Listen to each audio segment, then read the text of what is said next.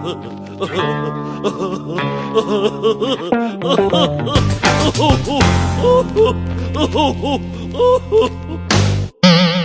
I guess it's heard the intro, so he's not just running out the door, thankfully. But all good wishes to Greg. His birthday's coming up, but he has been infected by something, and we don't want him to infect us, so I'm glad he's home. But don't apologize. Yeah. Apologize if you came in and we had to call emergency or something. Yeah, feel better, Greg. Yeah, so we're thrilled, and now you will, of course, if you've listened to the show, know we get puns, so it's me, Rob, obviously.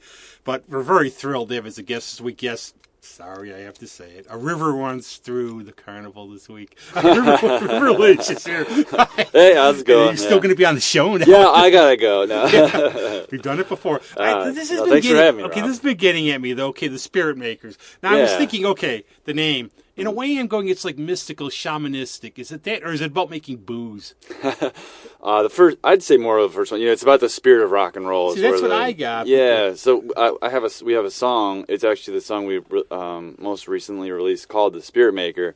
I actually wrote that song when I was like 20, so I'm 33 now. So I've had that name for a while, and that song, "The Spiritmaker," is about lifting people's spirits through the power of music. And when I wrote that song, I was like, man, that'd be a good band name, you know? So I held on to it for all those years, and then when I finally got a group together in 2016, I was like, hey guys, I got a name. No, and it's good. I always said what it's about. My good friend Moondog Dave, they came up with the name American Moondogs. They said the one thing for a name is to look good on a shirt. Yeah. You do like psychedelic. For sure. But I admit, okay, I was thinking about it. At your gig at Three Heads, I'm like, okay, this sounds like shamanistic, mystical music. Then I saw Alan Murphy playing it. It's about making booze. Nah. I know. We had a couple people ask that and stuff, and I get it. It's cool. But I overthink with stupid stuff. That's why I do a podcast. You know what's funny is with band names, I'm probably the opposite. I don't even think about it at all. I just think, oh, that sounds cool. And then later on, I'll think about it like, what is that band name? I'm not that calculated. Like for this show, like one of the stupid names we had first we went to was like Two Peas in a Podcast, and I don't want to do that. So it's like it became like that scene in Animal House. It's like, how about Carnival of Randomness? Why Carnival of Randomness? Why? Why not? I can't think of anything else. Because it's random, that's all. Well, okay, me with who I know, it's like 90% music, but different kinds of music. Yeah. Everything else. But, but that's the thing. Like my friend said, I wouldn't think that far ahead. I'd be saying, this is a great name. Yeah, I mean, like when I didn't think that much into it. The song I did, when I was writing the song, I specifically remember spending quite a lot of time on the words and the lyrics on that one. I just really wanted to get it right and what it was about. And when it came time for the band name, I mean, to me, it just sounded cool, Yeah. But it does actually have meaning behind it, because I was thinking of like that one jazz dude who makes like the gumbo, and I was thinking if it was the other way, you could be brewing whiskey on stage or something. But how did this all start for you? How did the creative bug bite you? Oh man, when I was young, just the love of music. It came later that I played it, but when I was a kid, really, to my dad and my parents, really, my mom and dad, specifically my dad, playing music in the house, like we had a big stereo system, would be cranking the Beatles and the Doors and Zeppelin and Elvis and Roy Orbison and, a lot of those old, like, 50s collection CDs and stuff like that. So I'd be getting a wide spectrum of the music, and he didn't push it on me, he just played it, and I absorbed it, and I really specifically remember the Beatles. He'd be playing, like, She Loves You, and I'd be up in my room as, 7, 8, 9 years old or something, and I was like, what is that? I was like, wow. Yeah, it hit me like the way it hit everyone else. Bought, I saved my paper route money. I went to Gold Circle, and I got the Greatest Hits 67 to 70, the blue cover. Yeah. And I played it till now. It's like warped. You can't play it anymore. Because it's so warped. And my exposure to the Beatles was actually, I have no reason why, but 4th of July's, and I've told like Julia Figueres and then when they've been on here, for some reason, XXI would run Yellow Submarine. Okay. And my friends and I would go being the Blue Meanies. We don't like good songs. Yeah. And then that's how I was first. Then I saw Help. Yeah. And I'm one of those people. I still like that better than A Hard Day's Night, even though, it's like I say, it's anybody's opinion. Yeah, for sure. Well, anything could, different things connect with different people. And I do I used to do the George line, the best line. It's a thingy, it's a fiendish thingy, everything. But that's for the first. But this is a common thread. Now, I got into a lot of different music because my brother was in a local band. So I was exposed, and it was like sort of a new wave punk. So I was exposed, like while kids were in school, we were listening to, album-orientated rock. I was all over the place. Yeah. And I was saying stuff at Scourges when I was underage because you can't do shit about it now. And everything else. And I had this wide range. And he liked classical, so I would hear like Pictures in Exhibition. Yeah. So I always say... So you get a wide spectrum. Yeah, and where people like it. And I think sometimes it's what you know, because I would like try to get people to listen to stuff. Like I would make a gun club CD, and I would just hear, Rob, that music sucks. And why don't you listen to some good music, put some Journey on. No, if you like that, you like it. But it's like I always say, what I always try to say on this show is listen to what you like, try what you don't know, you might like it. Yeah, and absolutely. Just about every guest I've had on, few exceptions, obviously, they've come from a background like that.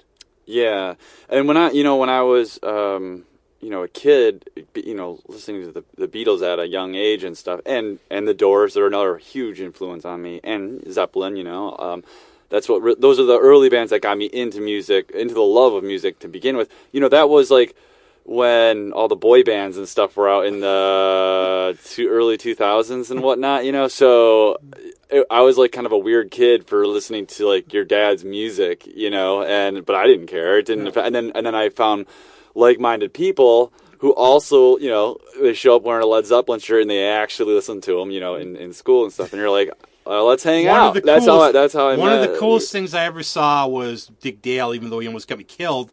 Dick Dale was at the House of Guitars. I go there. I'm like third in line. Dick, being Dick, is 2 hours late. He wants to buy the magazine I have off me. By the time he's done talking to me, I'm looking at people behind me going, I'm getting beaten up in the parking lot because they had to wait so long. Oh, he's inviting me to his house at Big Sur. But I saw these kids, and they're like high schoolers. Yeah. And I'm going, they got to be like the weird kids. It's so awesome they're into this stuff. That's the power of music, right? It's cool that, like age doesn't matter in music and to an extent of what you like. It doesn't... I don't care what generation it's from or what decade it's from, and I think now with having so many options of discovering music and just kind of being able to discover things on your own a little bit, it's more accessible, I suppose. We used to go to a record store and then you'd have to buy it. Now you just go online and you can just go down a rabbit hole for hours and discover all this music from all different genres. Like I think that's a really cool thing, and I think with right now, people are way more open-minded about different styles of music, in my opinion. Maybe in a way, too, it's like, you think of the Beatles, and they're around because they're great. Yeah. And for me, my favorite song, and I rarely do favorites, but I do have, like, Strawberry Fields Forever for me. Oh, yeah, I love That's that song. That's the one. But I think when you get older, you appreciate the music more and what they're doing and everything. Yeah.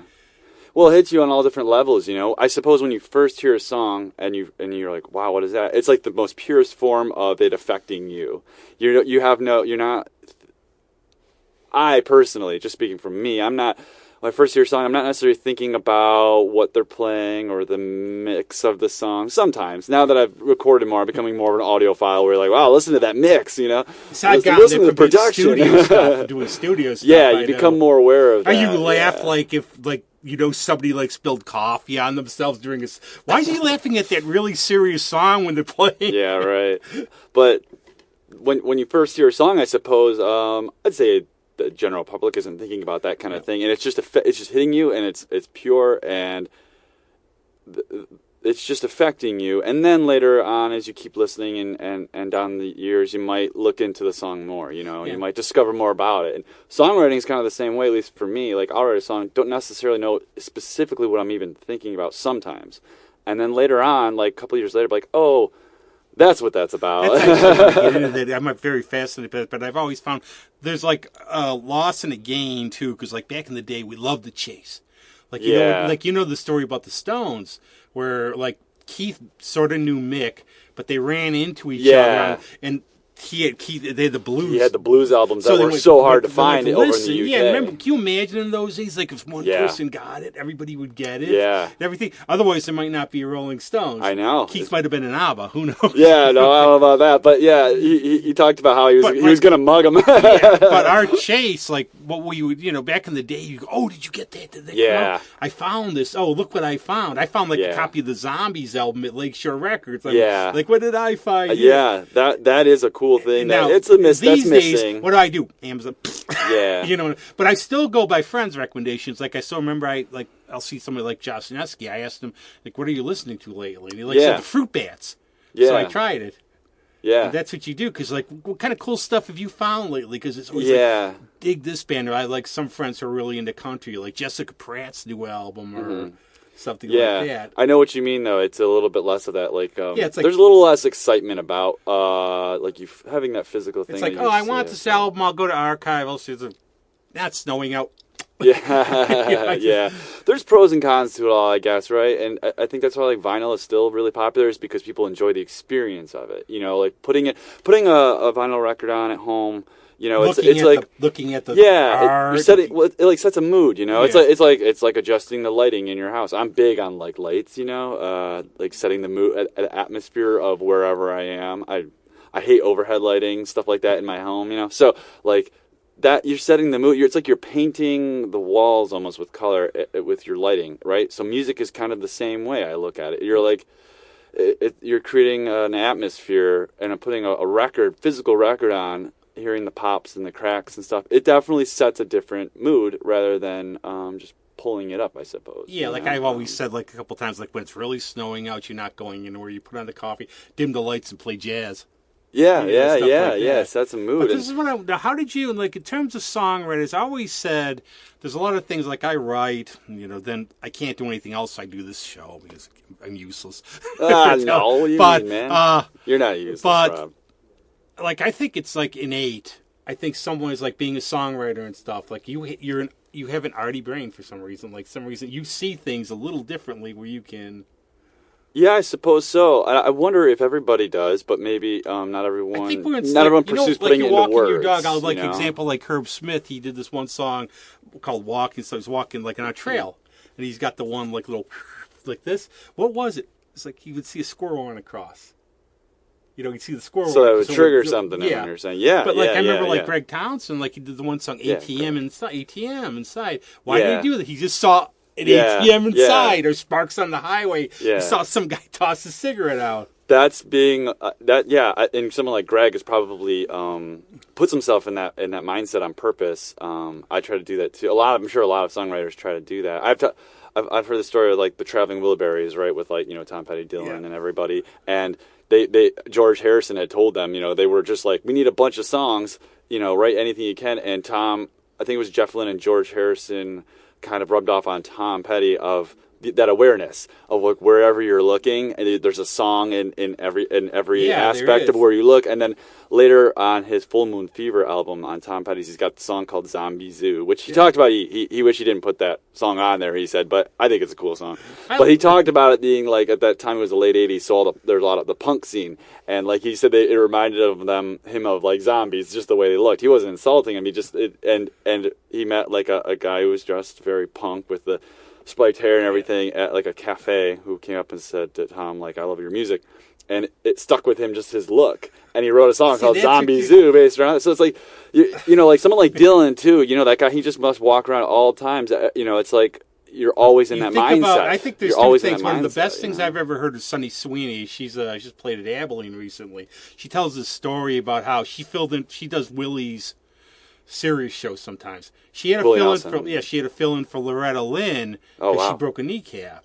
So she's thrilled. Loretta Lynn called her, and she said, "You know what songwriting is? It's write what you know." So that's why Sonny said, "Well, that's why I write all about breakups and alcoholism." But I think the other part is write about what you see. Write about what you see, though, too. Yeah, there's a lot of ways to go around it and go about it, I suppose. But yeah, I mean, speaking from experience, if you can be in the mindset where at any moment you could have an idea. That's a good mindset to be in. It's not always easy to be in that mindset, especially if you work a day job and you run down a little bit or this and that. But it's mind over matter. So yeah, it's good to be. That's why they say write every day for anyone that writes for anything. Write like if it comes out bad, just get it down. It doesn't matter. Yeah, but I've heard like too, and sometimes I think like I can't really force stuff and all. Like for this show, we started out. You go through your road bumps. I would research, do questions, and it sucked because you don't.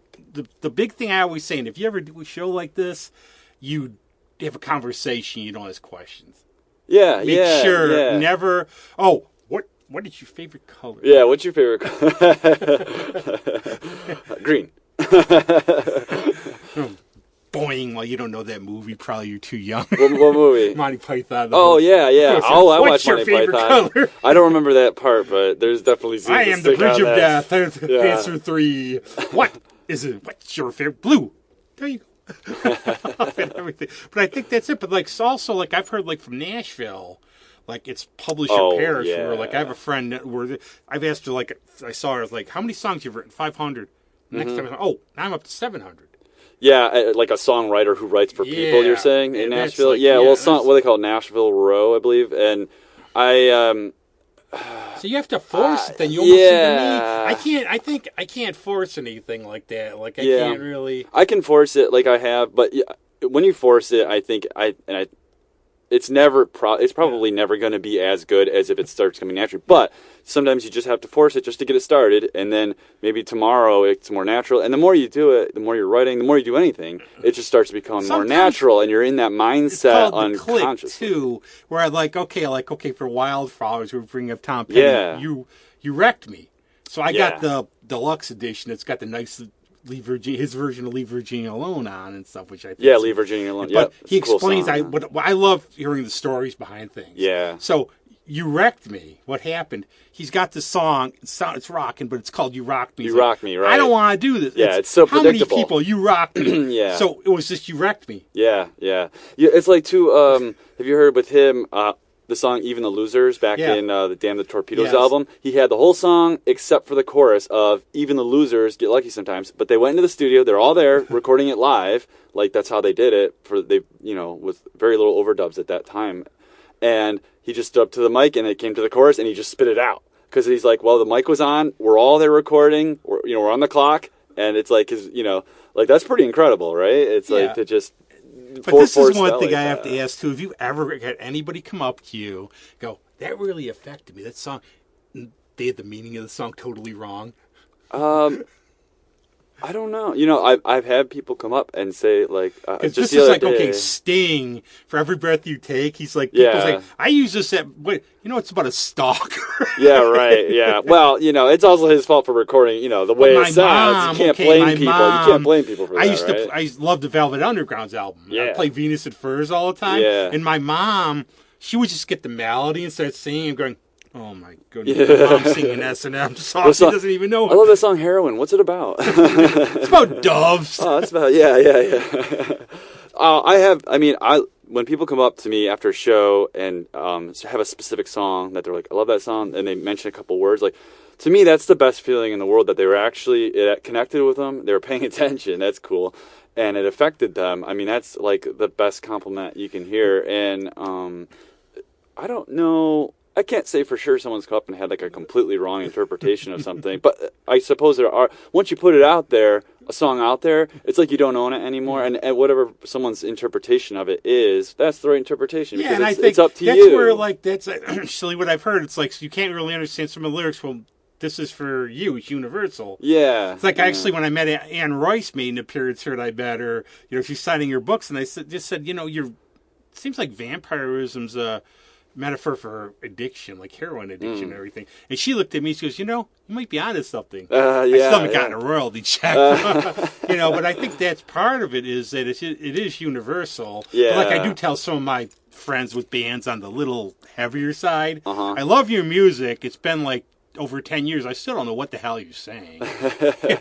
Sometimes it matters, sometimes it doesn't. No, I mean, think about like if you're playing like in foreign countries and nobody could, but people just dig it. Yeah, I know. But I often wonder that. I'm like, you see artists, an American artist who writes in I think you English. get the lyrics. You just get the. I'm wondering. You get the melody and the power of it, and I often wonder if do they know what the song's about or not?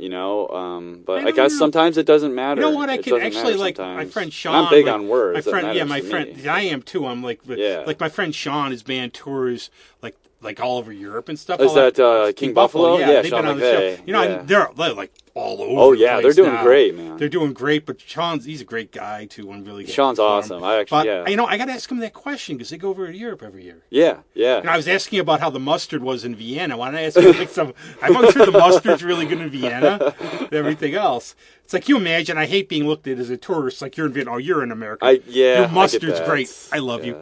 Yeah. I'm one of those off-road people. Yeah, you go to you want to go to. I don't want to be a tourist. No, I don't either. And I want to respect the culture because I've seen too many Americans act like jackasses when I've traveled and everything. I'm conscious that even when I go to say New York City, I don't want to look like a complete buffoon, this guy's a tourist, Yeah, but, that's very true. But now, how did you what was your first foray jump into playing and everything and writing? Now I know you put out something in 2016. Yeah, which I'm looking at the CD. Copy. I don't do research. Oh, you're good. That's the first. It's called "There Goes the Heart." 2016. The EP. Yeah, that's the physical copy that we put out. We've released several songs since then. But just go straight to streaming just because that's for now. But how I got into it, I don't know. In elementary school, you have to play an instrument, and I wanted drums and saxophone, but I got the trumpet, and it actually came pretty natural to me. Which is, looking back, I'm still kind of surprised by that. I don't know why, but so I started with the trumpet and playing music, and then I wanted to play guitar. Like I said, I got into Zeppelin and the Door. I'm like, I don't see a trumpet up there, unless you're talking the Doors. Touch Me when they brought the string instruments. Yeah. I appreciate the trumpet now. I don't play it. I often want to go back and I still have it, so maybe I'll pull it out someday. But I wanted the guitar, man, because it was cool, and it was all the rock and roll guys were doing it, and I just fell deep into that. So I don't know. I think maybe I was 12 when my mom finally, my parents bought me a guitar from an Ames catalog, and when Ames J.C. Penney. That's it, a J.C. Penney catalog guitar. Yeah, I was so pumped. And then quickly realized how difficult it was. And I remember it sat around for a while. I remember one day my dad, he goes, "So you want me to sell that or what?" And I'm like, all right. I'll start playing it. So I took lessons and just to get the fundamentals down and stuff like that. So yeah, and then high school, when I was in high school, I think I was 14, I had a band with, we were talking about it earlier, Sam Snyder. We went to the same high school, and he was in 9th grade, I was in 10th grade, and he had long hair and everything, and I had long hair, and that was kind of hard to find in the I think it was 2004. It was worse for me. I got, you would get, if you had, your, I have this, they try to make you shave, or they give you the... Yeah. I suppose now they're a little less strict on that at a public school, right? I used to have the one my dad used to take me to this barb where he was one of those stuck in the 50s guys. Yeah. And I would hear well, you brought your daughter in again. One of those guys. Yeah. My dad would he'd rip jokes on me too, and then he'd be he'd go, if I got a haircut, a little short, he'd be like, "What happened? Where's the long hair?" I'm like, "What?" He's just kind of ribbing me, but he actually liked it, because it reminded him of himself. Yeah, my parents were they never understood it in a lot of ways. My brother, sure. But they let us do what we wanted to do. Common. That's but cool. Then down the line, I would hear my mom would try to guilt you later. It's "Now you used to grow marijuana, and you told me it was a Boston fern, and I believe you. We could have got arrested." A Boston fern. I watered it for you and everything. Yeah, I got some shit when I was a kid, and then I come to find out when you get older, you hear parents start telling stories of what they were doing in high school, and you're like, wait a second. But then I would get my mom and go, "Oh yeah, Hypocrites. You remember when Dad brought you, had to bring you in, you bounced off the walls and puked." I didn't do that. I had food poisoning. Yeah, right. Whatever else. Yeah, you find out they're just as they did the same stuff we did. Yeah, for sure. But I get it from you're a parent. You're trying to do the best for your kid, And yeah. Did Sam always play like with the overhand, or ever since I knew him? Yeah. I think the story on that was when he started learning guitar, he broke his wrist from like skateboarding or whatever. Yeah. Yeah, and like to get back to that, I literally just went up to him and I was like, "Hey, you look like Robert Plant." He looked like Robert Plant in high school, and so that was the connection. And he said something like, I don't know, mentioned the Doors or Jim Morrison or something. I'm like, all right. And he's like, do you sing? And I'm like, yeah. Which barely. I wasn't. I couldn't sing like how I sing now. I certainly could not do for a long time. It took me a long time to really learn how to use my voice. So through high school and my early 20s when I was playing and stuff, I wouldn't want people to hear that. You know what I'm going to do now? Sam's playing at the Bug Jar in December, so cool. You've done it. When I see him, I'm just going to stop and look back. I never noticed it before. You look just like Robert Plant. I don't know if he'll remember that, but he had long, like kind of curly hair at the time, and he looked like Robert Plant. But that was how that was how we met, and so we had like a band in high school for a short time, and just covers, right? Because that's how a lot of people get started. I think playing the Stones. You know what you do? Stuff, like you try, whatever you do, you write or you do covers, and then you find your own style. Yeah, for sure. Now I've heard you don't have to be. It's rock and roll. You don't have to be an opera singer. You have to have the feel. No, yeah, it's like a Mick Jagger. I've always used that for prog. I think prog rock. I think it's a great challenge if you're a really, really talented musician. It's like you could test yourself. Yeah, especially now if you do singer-songwriting, Americana. I've called your music a little bit. I've been calling it after the last show hardcore Americana. You're rock. Okay. But I hate labels. I do too, and it's hard, because we're a rock as a band. We're a rock band. When I'm playing by myself, it's a little bit more. It's still kind of rock, but it's a little bit more Americana on my own, I suppose. But I've talked to people too, and they're like, "No, that you're not Americana." I'm like, "Okay, well, I don't know what the hell." No, I am. You know what I use this for the Mighty High and Dry a lot, where I say there's certain artists where I go, I can't. What do they like? And I can't really describe, but they're good music. Yeah, I know they're a hard one to label. That's all about, but it's not really about the lyric. I mean, yeah, it can be some fantasy story, but it's like you're testing yourself. Yeah, I mean, prog rock lends itself to musicality, like roots, Americana, rock and roll. You gotta have a feeling. Yeah, that's all. You think Dylan I always picture this joke about American Idol, which I hate. Same. But absolutely hate that. Could you imagine, we have our next guest, Bob Dylan, Tom Waits. Oh, yeah, right. Even Mick Jagger, man. No, Mick Jagger, that's something, and I always go back and forth, like Stones. Then I go, no, The Who, they're like an amalgamation where they're like, they're rock, they're prog, they're... Yeah, there are a lot of different things. They're arty. They're another band that's hard to put a label on. You know, The Who, they've gone through so many different styles, or evolved. So it's Bob Dylan, evolved so much, and they obviously don't care about any of that stuff. Pete Townsend just writes what he wants to write. Yeah, that's what I love. Like Mick, the Stones never cared about reviews. Yeah, why would you? Yeah, then you think about Mick, really but he's not the most technically. No, but I love his voice and the way he uses. I love the way Mick Jagger sings, and it, like you said, man, it's not about the technicality aspect of it. It just sounds good. It feels good. That's all that matters. And it fits too. It fits their music. It's just meant to be. I go back. This shocks me though. I never thought I'd get to the day when they're almost 80 and still playing. Still doing it, man. I personally I know when Charlie passed away, it obviously changed everything. With Steve Jordan's playing with him, isn't he? Yeah, who's fantastic. Who's played right, with man? Keith on his solo stuff. Right. It was and Charlie, I think, handpicked him as well to take his seat. But I still. And some people are like, "Oh no, you should have called it a day." But I get it. I get why they're still going out there because first of all, there's still massive demand for it, and also they just what else are you gonna do? Why stop? What else are you gonna do with your life, man? You get the opposite, where with Robert Plant, where he thought it was when Bonzo died. They said it was and actually I've heard McCartney say this about Lennon and about Harry.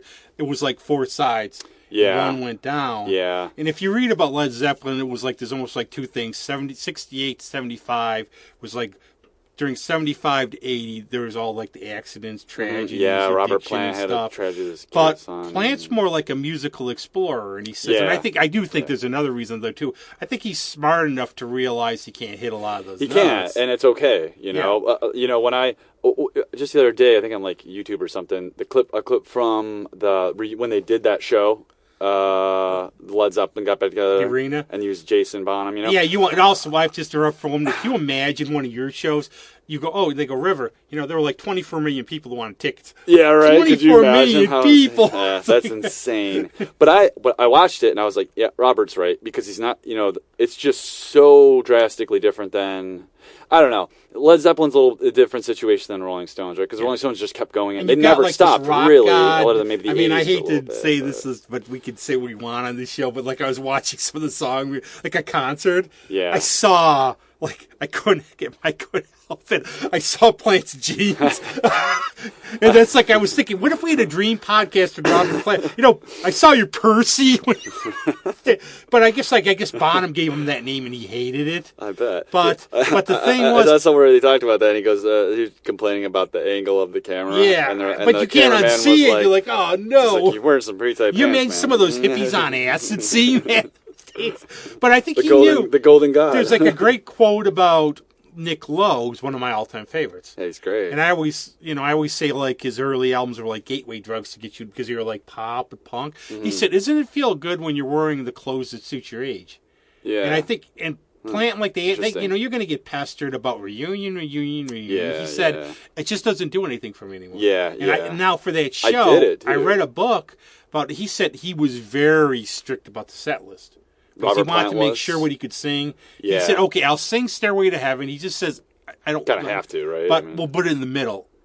Yeah, well, you can tell the tunings. They drop the tunings down a lot, which I understand. I mean, you're not the same person anymore. But now I'm looking at Mick, Mick, but it's blues. It's not like... it's a different... I mean, Robert Plant was really... Getting back into you, obviously, you kick-ass version of Dead Flowers. Oh, thanks, man. It's a fun one to play. What do I do, though, when you're playing, it's good old Graham Parsons and all that. Yeah, man. It was like the influence. That was the influence, yeah. They had that country influence at that time around, Sticky Fingers, Exile on Main Street and stuff. And it was all Graham Parsons, I think. The influence? I think so, yeah. With him Keith. And Keith were close. Yeah. And the flying burrito. Burrito Brothers. Yeah, it's one of those. I love how they went, after Brian died, and I think Brian obviously made a lot for that sound. Into the 60s. Oh, in the 70s, what did they do? With Mick, they got into country, they got into funk, they got into reggae. Yeah, and I think kind of almost made their own brand of the blues in a way. You know, I felt like they went from a blues Mick Taylor the band was just blues amazing. Cover band to their own form. Yeah, they made their own dirty blues, man. I mean, a lot of people say Exile on Main Street is like the quintessential rock and roll album. That sound, I kind of agree. That Sticky Fingers. That sound. Yeah, but Exile on Main Street, I just have because I played it so much it was skipping. Yeah, so I got the remaster. Yeah, even I did it with my CD. When it was the 40th anniversary of it or 30th. 40. And they released those extra songs they had, what's the song?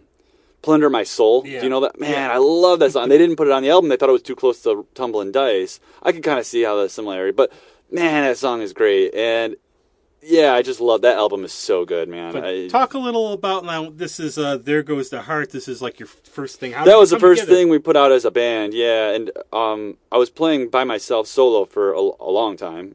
Pretty much my whole life, I guess you could say. And I finally was like, man, I really want a band behind this music because I always heard it with a band. That was always the intention. But just finding the right people at the right time, as anyone knows, that's a hard thing to do. See, for me, I've just noticed from being in the biz for years and years, it's not you might get somebody who's a virtuoso. You need chemistry. Oh, for sure. You need, I always say, you should have a lot of confidence in what you do, but to work with people, you have confidence, but you're not like an egomaniac. No. We're not touching mine. Yeah, in our group, there's no room for ego, and we which doesn't happen often. You're but not there's Jeff Beck, little moments here and there. We'll call you out on it, or we joke about it. You ever get somebody will come up to you, you'll do a song, and they'll come up and say, "It's really good. You know what? What if we tried it like this? It might be better." Would you be open to it? Okay, so Alan Murphy's been playing with us past couple shows, right? And he's a great songwriter, and he's got ideas, and he was like, what if we did this and that with a new song? We played a new song at the Three Head show a couple weeks ago, and so they never heard, the group never heard. I go, all right, here's a new song I've been playing out by myself. I want to show you guys it. And, you know, we came up with how to do it and arrange things and stuff like that. And everybody has an idea, and when we band practice, everyone's idea is validated, and we listen and try things. And I mean, if there's an idea you really don't like, I'll just be like, I don't know about that. I'll still try it. You know, you have to have like the velvet glove, like on here. Like if I have my Stooges on with me, who aren't here today, you know, you have to like. And it's hard, like whenever you do anything with people. Sometimes you have to be cruel to be kind. A little bit, okay, yeah. it's you just gotta be my name. It's my thing. I just have to. I just feel strongly about this. Yeah. I get Maybe that. give them a bone with something else then. And I mean, there's a respectful way of doing it, which I try to do. You know, I just try to be, because when you're talking about creative ideas, you can take it very personally. You know, like if you feel like you're being attacked, but I've never felt like that with my guys. You know, and I hope they've never felt like that with me. But yeah, there are most definitely times where you're like, no, I really feel strongly about this. I really want to do it this way. You know. Well, you know, like actually have you seen Young Frankenstein? Mel Brooks, story. Yeah. I guess he had a big fight with Gene Wilder over the putting on the Ritz thing. It was the only time they actually had a really, really bad fight. Yeah. So what they did was, what Mel said, okay, here's what we're going to do. We'll film it. Then you can look at it and see. Yeah. And now, if you don't like it, we won't put it in. It's cracked up. That's the best way. I think that's the best way to go about it, right? There are times though where I'm like, I don't even want that on a recording. Like, that idea, like, I can't do it. You know, like, working with a producer or something that we've worked with, my buddy Doug Zogby, who we've recorded with all our stuff up, and he comes from different backgrounds of music and stuff, and he'll have an idea, and I'm like, Doug, you know what, Doug? He's like, I'll delete it. I was like, because I don't even want that. I'm like, this sounds terrible. But you know, you gotta let that go. I've let that go over the years, where I'm just like, let's just try it. Who cares? And it's like a vulnerability. You just gotta put yourself out there. You just gotta try different things. You gotta stay open minded, because some really cool things can happen. You never thought that would be good. You didn't think that would sound good. You tried, and you're like, damn, that's pretty cool. So you got to stay open-minded about things. It's like that hitting the perfect lyric, or like even doing one of these shows. It's like I try to get like a level where they're at least decent, but every now and then you'll get one like, damn, I didn't know we did that. Yeah. But I have to ask. I ask this question every time, and you know it's coming. So we're rolling along, and then 2020 happens, like March. And how did you react to this as an artist? Is it playing out? Yeah, we had some decent gigs booked. Like we had at that point of 2020, I was like February, we were on the books to play the Lilac Festival, which we have done before. It was a great experience, so that's like a good show, right? I died on the heat every time I've gone. For some reason, every time I've gone to one of those, I got like, it's been like night. It's been like under 20. And it's like what, May usually, so you were not used to that temperature yet. Yeah. So it sucked. I mean, like anyone else, just watching your gigs all get canceled, and not just the gigs, but I mean, my first thought is to the music side of things. Like, oh man, I'm gonna have to. These gigs are getting canceled. Everyone else is thinking like, I gotta get supplies, and I'm like, oh man, the gigs. I always just point out, and the thing, like, I know people did.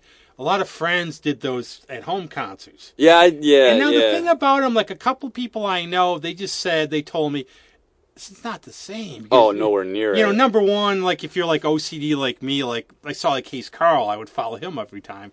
He would have to stop to look at the comments because, like me, I'm like OCD like that too. Okay. But like you don't have any audience response. Yeah. And it just gets after a while. Actually, one artist I saw, she even said, I have to be honest, this isn't even fun anymore. No, it can get, music's made to play live in front of people, right? Like, I'd be stuck at home. I would have like calendars, like who's on today, who's on tomorrow. That's cool. That's awesome. You know, and everything like that. You know, it was okay at first. But then I would hear like people, Rob, don't write the funny comments. It's cracking me up when I'm playing. Nothing compares to like as far as gigging or playing music. It never compares to playing live in front of people. And I was gonna do like I'm gonna be all creative. I think I did 1/2 page of a coloring book, and I got my laundry done. We're like, okay, we mentioned Sean McVeigh. I'm asking Sean how he's doing. I think he did like 4 albums worth of music. Because they do, I think they record themselves, he did a concept album, Okay, yeah. Some people thrived, and other people it didn't. For a while, we closed down the studio. Yeah, we couldn't, because if anybody, that would be like for me, if anybody ever. especially at that time when we didn't know what was going on. Yeah. You know? But no, at first when they're going on, like growing up, you're like, well, I lived through like the swine flu. Yeah. All I remember this, that. Yeah. everything else. That was nothing. I'm going, it'll be done by Easter. It's nothing. Yeah, Easter 2025. Yeah. Well, I think we all thought that at first. Like, I remember my friend telling me about it. He's like, have you heard about this, thing it's coming from China, like they're having an outbreak in China. And I was like, wow, that's awful, but I didn't think past that. And I remember him saying, like, he's like, oh, talking about the Lilac gig. Like, yeah, we're on schedule for that later this year. He's like, I don't think it's happening, man. I think they're going to cancel. I was like, what? No way. And then when they canceled, I was like, all right, this is serious. It was a Saturday. I went to see Michaela at the Hollow in Albany. And I remember going, okay, it's like a new shell. It's like coming out. I'm like, do I want to?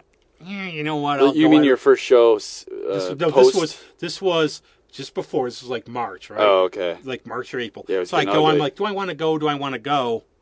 You know what? I'll try it. I'll see. I go. I had a show here the next day. Monday, I go to return books at the library, and the library's closed. Yeah. And then I'm like, Andy, we're not doing this. Yeah, I can't go anymore. And that was it and everything. Yeah, I know. No, and actually, the first I saw you back was with Danger Bird, I think, or maybe before. We did a show at Danger Bird at Photo City. Yeah, that was last year. I don't know if it was. No, it wasn't. It wasn't last year. I think it was 2021 when things were sort of opened and sort of not. Yeah. So we had to follow some strict rules. It was during the Lilac Festival because I remember Michaela played and they came down. So so Alex Cote plays drums with Michaela and then he plays in Danger Bird and then he plays with us as well. Alex is like an incredible musician. Plus Mighty High and Dry, I think. He plays Mighty High and Dry, yeah. Plus he has a juggling act we don't hear about and he makes balloon animals on the side. His wife might be a little bit of a good artist. Oh, yeah, she's great. Allison's a very talented artist. She did our design. So, did she? Yeah. She's very talented. Alex is just an incredibly talented musician and just like a great guy and a good songwriter. And when he started playing with us 2019. And because we were a three-piece for a long time. We didn't want to be a three-piece. We just couldn't find the right guy, And when I knew him through Skylar, our bass player, Skylar Skews. They're great friends. I mean, they're like very close. They went to high school together, and they're in band together. And so Skylar was finally like, "Let's just ask Alex." I'm like, "He's already in like 3 bands." No, he's like, he doesn't. Alex can do it though. You have to do. Alex makes it happen, though. You sign a thing when you come to Rochester where you have to be in at least 5. I think they check on you. I might be one of the only people that only is in one band. I love your comment about songwriting too, where you the one part the band goes off, you do some solo stuff. Yeah. You say, okay, as a singer-songwriter, I have to write a song about heartbreak. It's like the country song requisite where, well, my dog died, my truck died. Yeah, if you write songs, you're out. It's like this unspoken obligation. You got to at least write one song about heartbreak, or 100, And I use it as a joke to introduce the song, but it's funny. You mentioned American Idol, all those. I don't like labels. I can't stand those shows because it's like they try to put everything in a little box and sell it to you. Exactly. And they talk about on those shows everybody has to have an inspirational story, and that's really what they're selling, right? They're selling like this person has a story, which if you do, I mean, that's your life. Yeah. So absolutely, there's nothing wrong with that. But my problem is with the show is it exploits it.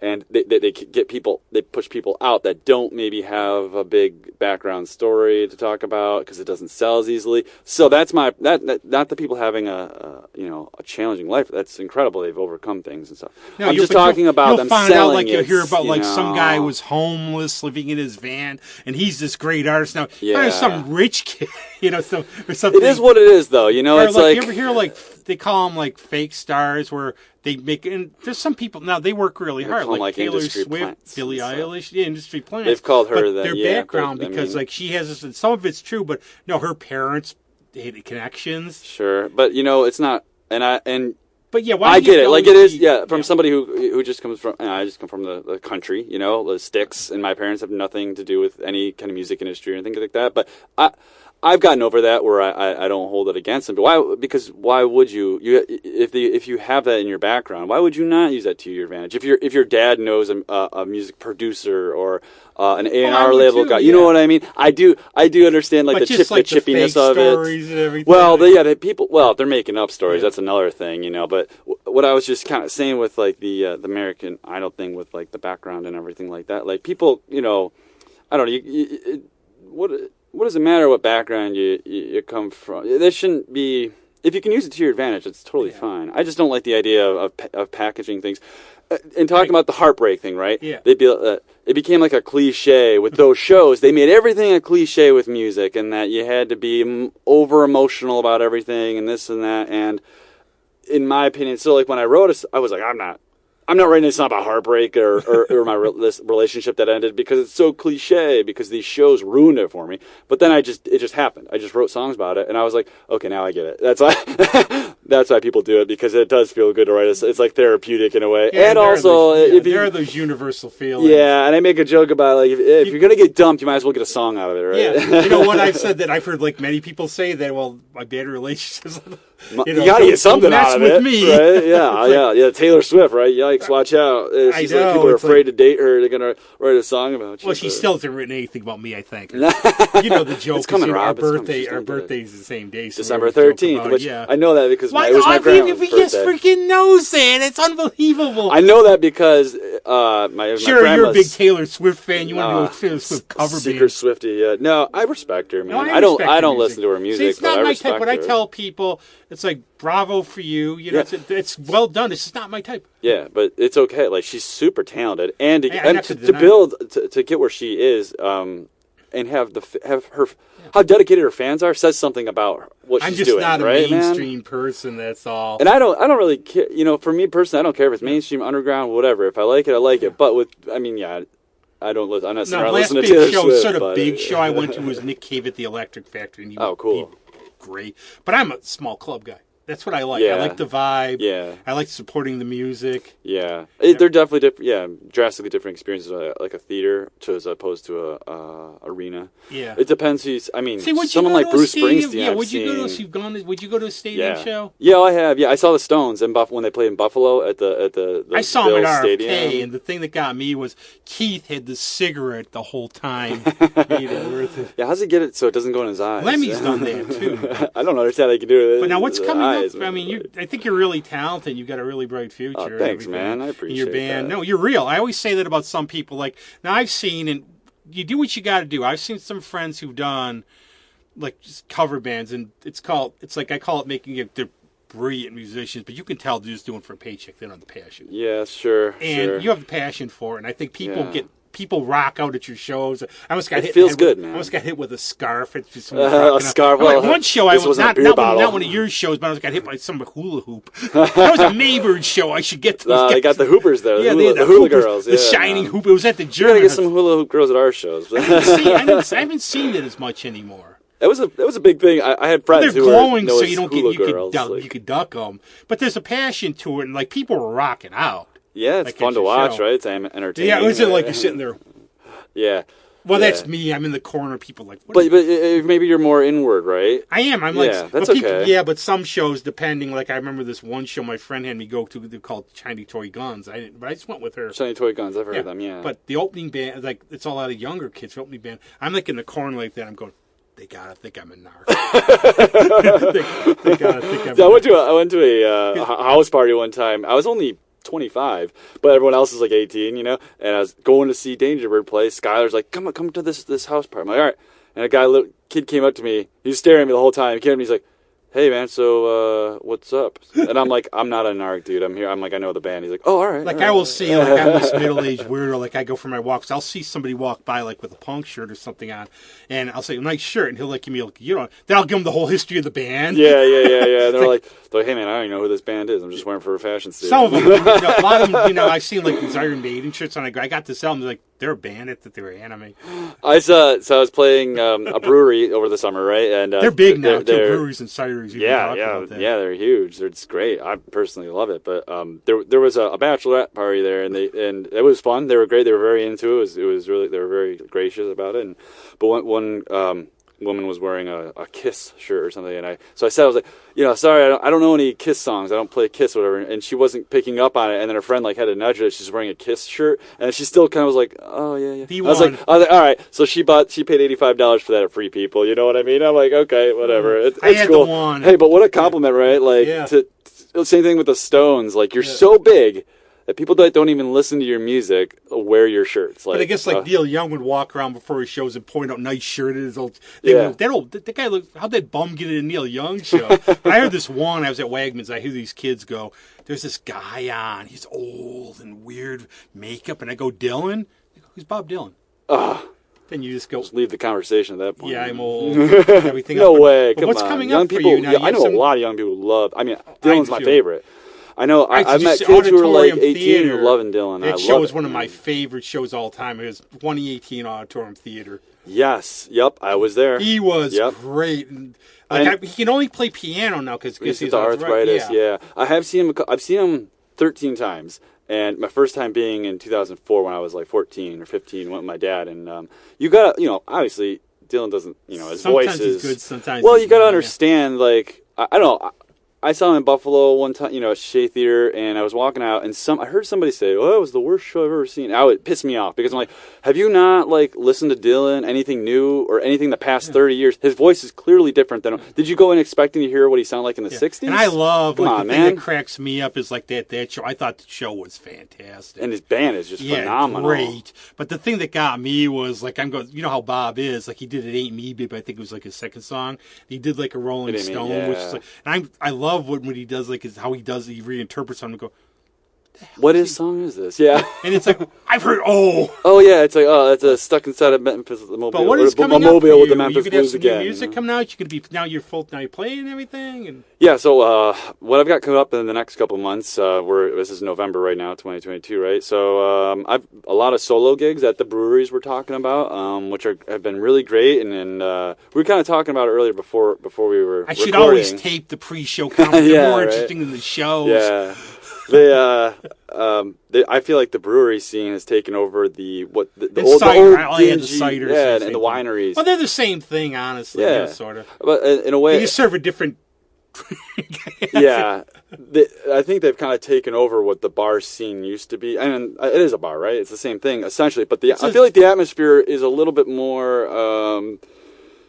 I don't know what, it's not a dark, dingy bar. Yeah, you know what I mean? You get more like people who might not, I don't want to go to this bar. It's a dump. Yeah, but they'd rather go to a nice, bright, brewery or whatever. Yeah. And I like both. I like the dive bars, I was just at the Bug Jar. I live at Abilene, But I do appreciate the breweries and, cleanliness now. About 10 years ago, I really would appreciate the breweries. Yeah. But the cool thing with them is you're getting people out who, maybe they didn't come out for the music. They just came out for a night or whatever. And they're discovering your music, who would never go to, like, Bug Jar. They would never go, maybe they wouldn't even go to Abilene or something, but they're going to these places, and then they do come out to those places to come see you again. What I try to do is I sell it. I always, got a kick, I saw Michaela in Weedsport, and I was, the only one.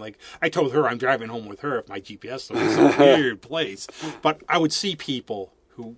And when you've seen artists you've seen a lot, or I'll see okay, these gigs at cideries and things. Yeah. And when I would go up to somebody, I remember when Adriana played one, and I would just go up and say, "Oh, you never heard? Well, she's really, you got a website and try to sell it." Yeah. But then you go, "Oh, I'm friends with the artist." Everything else, but I love that. I love to see the look on people's faces where maybe they're not paying attention or they come for the covers, and all of a sudden they go, "Wow, damn, this is good." Again, like I was saying, man, it's like one of the best compliments you can get is they go, "Was that your song?" And they're like, "Wow," I love hearing that, man. It's cool. It's cool. Kratz, man, he's played out places out in the country, and he'll play some obscure country. He goes, "They think it's mine." I go, "Dude, just tell them it is." There is that too. I love your song, "Dead Flowers," man. Yeah. Sounds really Stones, What'd you write 70s. About? Yeah. Oh, does it? How can we get in touch with you? Make sure we follow you so we don't miss. Anywhere social media is a little bit. So I got hacked back in September. So it's about 2 months ago. My accounts got hacked, right? And it's been a problem for a lot of people. Been a lot of those goofy friend request things. Well, it was way worse than that. I don't want to get into it, but there's a method they use, and then to try and because I have an account with a business account, right? Yeah. So I've got money tied up because I run advertising for people to try and discover our music. Long story short, they're trying to get money out of you. Anyways. So my the band page, the business account, the personal Facebook page, and my Instagram, because it's connected to your Facebook, because they don't let you do it any other way now. That's why they all went down. Basically, they all went down, right? So, and man, that's frustrating because that actually is a mainline connection to people that actually care about what you're doing. I care about what they're doing. You know, it's not just a one-way street for me on social media. I've people I've never met in real life. We have musical interests. They're in bands. I mean, and I want to see what they're doing. I'm interested in what they're doing. This guy's got to be on drugs with the stuff he's writing. Oh shit! It's another Rob post. But is it open? So is it up now? Okay. So I've got my personal Facebook page back and the Instagram back. The band page on Facebook, the River Lynch and the Spiritmakers actual band page, it's up and everything. But there's no. I was removed as the admin from the hacker, right? So. I have to figure out how to get the recontrol of the admin on the page. See, so if people, we have one.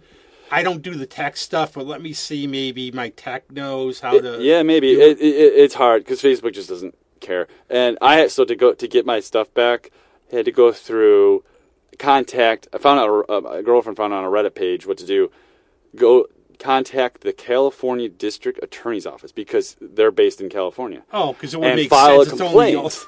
And I filed a complaint with them, like a legal complaint, and told them, it's defamation. They were posting stuff that's just horrific, right? And that's how they get you banned. And I was like, this is actually defamation of who I am as this is awful. So they got it back in 10 days after I contacted them. It was kind of my fault. I forgot to put in I said the wrong terms where I didn't get the band page back. I got my account back, my business account, but the band page is no longer. So I gotta just contact them. Well, we'll find you somewhere. So that's a long you got story, merch and stuff. You got shirts. You got you got to put out something. I mean, you could still get copies of this. There's a couple left. Yeah, but I've got a website. I got mine. I don't really give. Yeah, you don't care about anyone right now. Riverlynch.com is everything you need. I've got that. That's my website. Go out. You won't be disappointed seeing a show. You'll be if you're me, you'll be sitting in the corner looking miserable, but you're happy. But you'll be you'll get really. It's infectious. Cool, man. Music. Good. But thanks a heck of a lot for being on. Thanks for having me on. This is great. And awesome. You're going to grace us by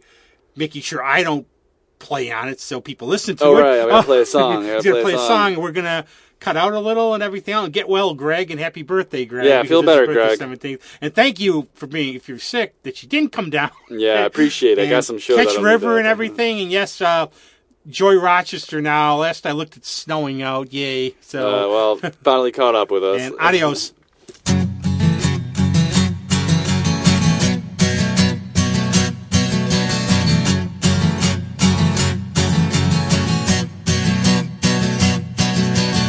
You fall asleep, escape the tide. You get lost inside of your mind. The truth, it lives inside your soul. Fear, it has a place no more. Now we are free inside our dream. Be whoever you wish to be. Oh, the places you will go when your light begins to flow. Surrender all control.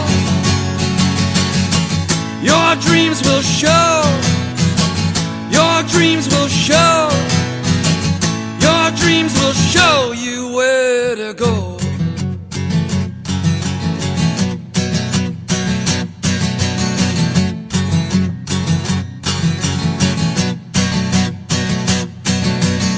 Close your eyes and you will find there's a place inside of your mind where darkness fades into the light. Don't be afraid, come inside. Now we are free inside our dreams. Be whoever you wish to be. Yeah. Oh, the places you will go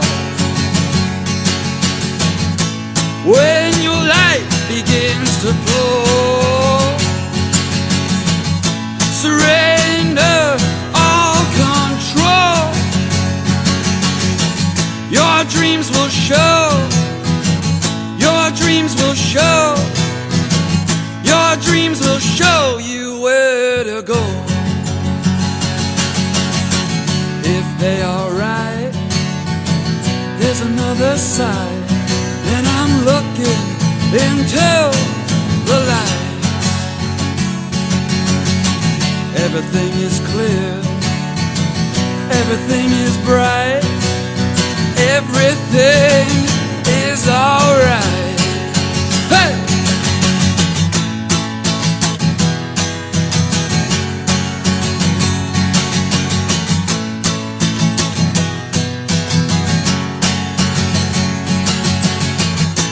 Oh, the places you will go when your light begins to flow.